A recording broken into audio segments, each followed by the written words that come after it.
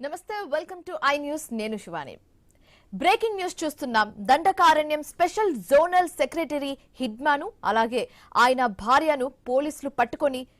నిరాధుల్ని చేసి చిత్రహింసలు పెట్టి కాల్చి చంపారని మావోయిస్ట్ పార్టీ ఆరోపిస్తుంది 15న పట్టుకున్నారని అధికార ప్రతినిధి అభయ్ పేరుతో లేఖ విడుదలైంది టెక్ శంకర్ని కూడా అలాగే పట్టుకున్నారంటూ చంపారంటూ ఆరోపించారు ఎన్కౌంటర్లకు నిరసనగా 23న దేశవ్యాప్త నిరసనకు మావోయిస్ట్ పార్టీ పిలుపునిచ్చింది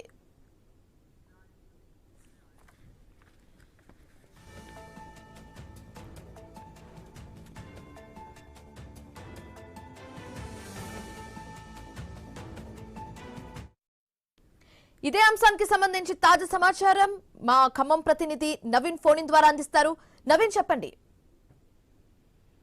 మనం చూడొచ్చు హిడ్మా ఎన్కౌంటర్ లో ఆంధ్రప్రదేశ్ లోని మారేడుమిల్లి అడవి ప్రాంతంలో ఎన్కౌంటర్ లో చనిపోయాడు ఆ ఎన్కౌంటర్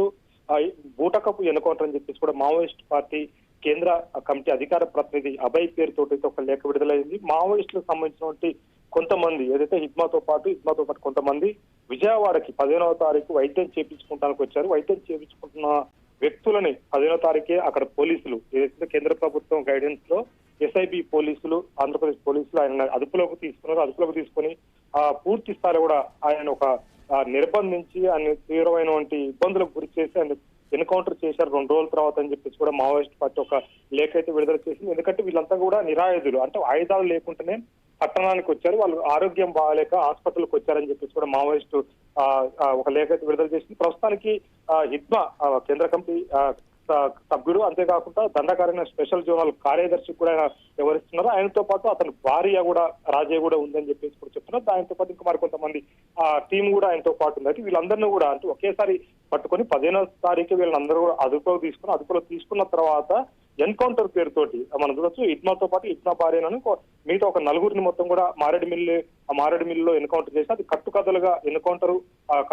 అల్లారు ప్రభుత్వం అని చెప్పేసి కూడా చెప్తున్నారు మావోయిస్ట్ ఆ లేఖలో అంతేకాకుండా ఇంకో ఎన్కౌంటర్ మొదటి అంటే ఆ రోజు కాకుండా 2వ రోజు జరిగిన ఎన్కౌంటర్ లో టెక్ శంకర్ ను కూడా అతను చేశారు టెక్ శంకర్ తో పాటు మరో 15 మందిని చంపారు అతన్ని కూడా రంపచోడవరంలో జరిగిన ఎన్కౌంటర్ గా దాన్ని కట్టుకథగా అల్లారు వీళ్ళందరినీ ఒకేసారి పట్టుకున్నారు వీళ్ళని వేరు చోట్ల ఇటు ఏదైతే ఉందో మారేడుమిల్లి రంపచోడవరం 2 వేరు చోట్ల ఎన్కౌంటర్ చేసి అది ఎన్కౌంటర్ ఎదురు కాల్పులు అని చెప్పేసి కూడా ప్రభుత్వం కట్టుకథలకు చెప్తుందని చెప్పేసి కూడా చెప్తుంది వీళ్ళందరూ కూడా ఆరోగ్యం బాగాలేక హాస్పిటల్కి వచ్చారు హిడ్మా పూర్తి స్థాయి కూడా విజయవాడనే పోలీసులు అదుపులోకి తీసుకున్నారు 15వ తారీఖే హిడ్మా భార్యతో పాటు మరికొంతమంది టీమును అదుపులోకి తీసుకొని పూర్తిగా వాళ్ళని ఒక టార్చర్ పెట్టారు పార్టీకి సంబంధించిన గోప్యత ఏదైతే ఉంటుందో పార్టీకి సంబంధించిన సీక్రెట్స్ కానీ పార్టీ ఫంక్షనింగ్ విధానాన్ని మొత్తం కూడా అతన్ని అడిగితే ఆయన చెప్పలేని పరిస్థితుల్ని ఆయన ఎన్కౌంటర్ 2 రోజుల తర్వాత ఎన్కౌంటర్ చేశారని చెప్పేసి కూడా మావోయిస్ట్ పార్టీ అయితే లేఖ కేంద్ర కమిటీ అధికార ప్రతినిధి అభయ్ పేరుతో ఒక లేఖ విడుదలైన పరిస్థితి కాబట్టి ఈ లేఖతోటి పూర్తిగా స్పష్టత వచ్చింది ఎందుకంటే ఎన్కౌంటర్ మీద మనం చూడొచ్చు ఎన్కౌంటర్ ఏ విధంగా జరిగింది అంటే మారేడుమిల్లి అడవి ప్రాంతంలో ఎన్కౌంటర్ జరిగింది అంటే మావోయిస్ట్ నేత అక్కడికి ఎందుకు వచ్చాడనే దాని మీద మావోయిస్ట్ పార్టీకి సంబంధించినటువంటి కేంద్ర కమిటీ నుంచి ఒక లేఖ అయితే వచ్చినట్టు పరిస్థితి కాబట్టి అంతేకాకుండా ఈ ఎన్కౌంటర్ కి నిరసనగా ఈ నెల నవంబర్ 23 నుంచి దేశవ్యాప్తంగా కూడా నిరసన దినోత్సవాలు పాటించాలని చెప్పేసి కూడా పార్టీ అయితే ఒక లేఖ విడుదల చేసినట్టు పరిస్థితి కాబట్టి కేవలం హిడ్మాను చంపడం కోసమే ఒక ఎత్తుగడేసి పూర్తి స్థాయి కూడా కేంద్ర హోంశాఖ మంత్రి అమిత్ షా ఆంధ్రప్రదేశ్ ఎస్ఐటి వాళ్ళతో టచ్ లో ఉండి పూర్తిగా ఈ స్టోరీ నడిపించాడు వాళ్ళందరికీ తెలుసు ఇదంతా కూడా ముందే ప్లాన్ గా పకడ్బందీగా చేశారు ఒక ద్రోహి ఇచ్చినటువంటి సమాచారంతో హిడ్మాని పట్టుకున్నారని చెప్పేసి కూడా పార్టీ ఒక లేఖలతో విడుదల చేసినట్టు పరిస్థితి కాబట్టి కానీ ఆ ద్రోహి పేరు ఏంటి అనేది కూడా చెప్పలేదు కానీ పూర్తిగా ఈ ఎన్కౌంటర్ కి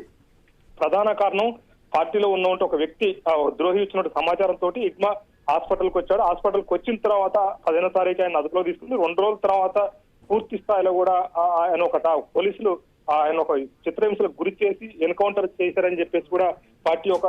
లేఖ అయితే విడుదల చేసినట్టు పరిస్థితి కాబట్టి ఒక స్పష్టత అంటే ఈ ఎన్కౌంటర్ మీద ఒక స్పష్టత అయితే పార్టీ ఇచ్చినట్టు పరిస్థితి కనపడుతుంది ఎందుకంటే ఎన్కౌంటర్ జరిగిన తర్వాత దాదాపుగా ఒక 3 రోజుల తర్వాత కూడా పార్టీ పూర్తి స్థాయిలో కూడా ఏ విధంగా జరిగింది ఏంటి అనే దాని మీద కూడా ఆ కేంద్ర కమిటీ నుంచి లేఖ వచ్చింది కాబట్టి పూర్తిగా దీన్ని మనం చూడొచ్చు ఎందుకంటే ఈ పూర్తిగా కేంద్ర కమిటీలకి ఈయన టచ్ లో ఉంటుంది ఎందుకంటే ఈయన సిసి నెంబరే కాబట్టి ఈయన చుట్టూ నుండి కూడా కీలక నేతలే కాబట్టి ఖచ్చితంగా కేంద్ర కమిటీ తోటి పార్టీ నేతలతో నేరుగా టచ్ లో ఉంటాడు ఆయన ఎటుపోయినా ఆయన అడుగడుగు ఆయన అనుగనుగు కూడా చెప్పాలి. ఎందుకంటే పార్టీకి చెప్పి సమాచారం ఇచ్చినాకనే ఆయన ఎటన్నా పోవాలంటే పార్టీకి సమాచారం ఉంది కాబట్టి పార్టీ ఒక లేఖ అయితే విడుదల చేసినట్టు పరిస్థితి కాబట్టి ఈ ఎన్కౌంటర్ బూటకప్ ఎన్కౌంటర్ వాళ్ళు నిరాదులైనటువంటి వాళ్ళని ఆయుధాలు లేని చోటనే వాళ్ళని పట్టుకున్నారు. వాళ్ళ హాస్పిటల్ విజయవాడలో అరెస్ట్ చేశారని చెప్తున్నారు. మనసులో పూర్తిగా కూడా అంటే ఎక్కడో అడవిలో దొరికిన వాళ్ళు కాదు, వీళ్ళంతా కూడా విజయవాడ నడిబొడ్డున దొరికారు. విజయవాడ నడిబొడ్డున దొరికితే వాళ్ళని తీసుకెళ్లి పూర్తి స్థాయిలో కూడా పోలీసు కస్టడీలో ఒక 2 రోజులు ఉంచుకున్న తర్వాత పూర్తిగా వాళ్ళ చిత్రహింసలకు గురి చేసిన తర్వాత వాళ్ళని ఎన్కౌంటర్ చేశారని చెప్పేసి కూడా ఈ మావోయిస్టు అధికార ప్రతినిధి జగన్ అయితే ఈ లేఖలతో పేర్కొన్న పరిస్థితి కాబట్టి పూర్తిగా ఒక స్పష్టత అయితే వచ్చింది. అంటే ఎన్కౌంటర్ ఏ విధంగా జరిగింది, ఎట్లా జరిగింది అనే దాని మీద అయితే పార్టీ ఒక లేఖ అయితే విడుదల చేసిన పరిస్థితి కనపడతా ఉంది. Right, thank you Naveen.